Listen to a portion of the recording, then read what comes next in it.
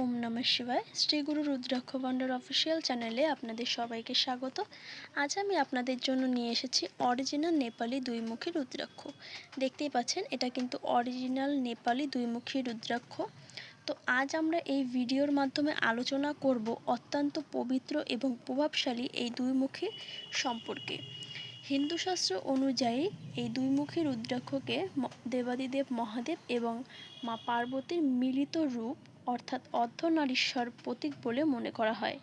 যারা জীবনে মানসিক শান্তি, পারিবারিক সুখ এবং আত্মিক উন্নতি খুঁজছেন, তাদের জন্য কিন্তু এই দুইমুখী রুদ্রাক্ষ অত্যন্ত কার্যকারী।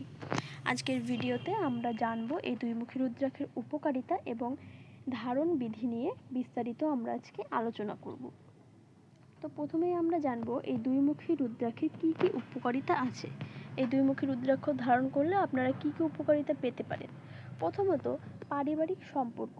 যেসব ফ্যামিলিতে স্বামী স্ত্রীর মধ্যে ভুল বোঝাবুঝি সারা জীবন থাকে এবং তাদের মধ্যে ভালোবাসা থাকে না, তাদের ক্ষেত্রে কিন্তু এই দুইমুখী রুদ্রাক্ষ খুব ভালো একটা কাজ করে থাকে। তারা যদি এই দুইমুখী রুদ্রাক্ষ ধারণ করেন, তাদের মধ্যে কিন্তু ভুল বোঝাবুঝি দূর হয়ে যাবে এবং তাদের ভালোবাসার বন্ধনও কিন্তু মজবুত হবে। মানসিক শান্তি ও একাগ্রতা। যাদের মনে অস্থিরতা এবং দুশ্চিন্তা থাকে, তাদের জন্য কিন্তু এই রুদ্রাক্ষ খুব ভালো একটা কাজ করে থাকে। তারা যদি এই রুদ্রাক্ষ ধারণ করে, তাদের মধ্যে কিন্তু দুশ্চিন্তা থাকবে না, তাদের মধ্যে অস্থিরতা থাকবে না, তাদের মনের একাগ্রতা বাড়বে। এবং শাস্ত্রের মতে এই রুদ্রাক্ষ ধারণ করলে কিন্তু কিডনি এবং ফুসফুসের মতন শারীরিক সমস্যা কিন্তু নিয়ন্ত্রণ হতে পারে এই দুইমুখী রুদ্রাক্ষ ধারণ করলে। চন্দ্রের প্রভাব।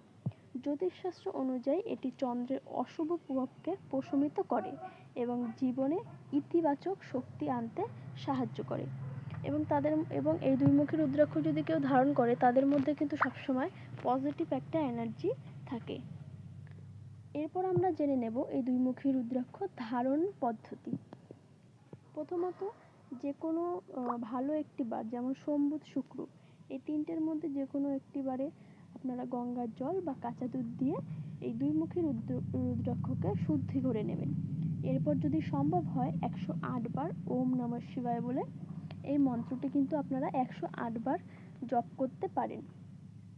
এরপর লাল বা সাদা সুতোর দ্বারা আপনারা এই রুদ্রাক্ষ ধারণ করতে পারেন এবং যাদের সামর্থ্য আছে তারা কিন্তু রূপোর চেনেও এই দুইমুখী রুদ্রাক্ষ ধারণ করতে পারেন। তবে মনে রাখবেন, যারা বিশ্বাস এবং নিষ্ঠার সঙ্গে এই দুইমুখী রুদ্রাক্ষ ধারণ করবে, তারা কিন্তু খুব দ্রুতই